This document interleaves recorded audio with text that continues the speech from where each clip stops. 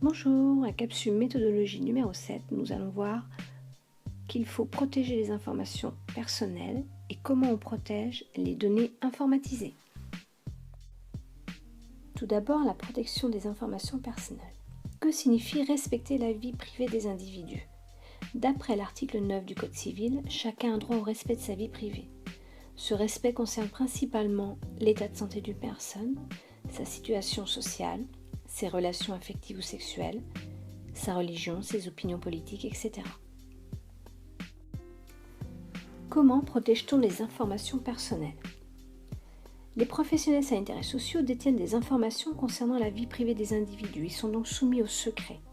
On a tout d'abord le secret professionnel, qui est garanti par l'article 226-13 du Code pénal et qui fait interdiction à certaines professions de révéler ce qu'elles ont appris dans le cadre de leur profession. Cette obligation de silence porte sur les secrets qui ont été confiés, mais aussi sur tout ce qui a été appris, compris, vu, entendu ou deviné par le professionnel. Ensuite, le secret médical.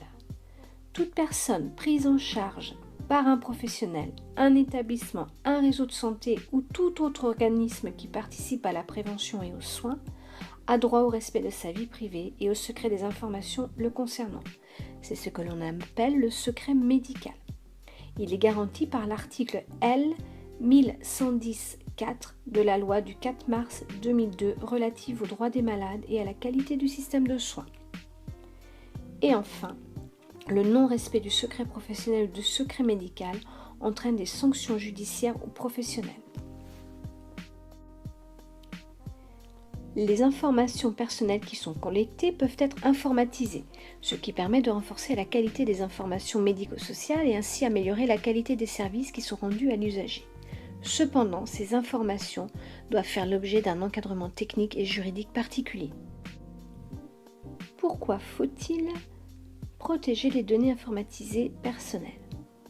L'informatisation de ces données à caractère personnel comporte effectivement certains risques.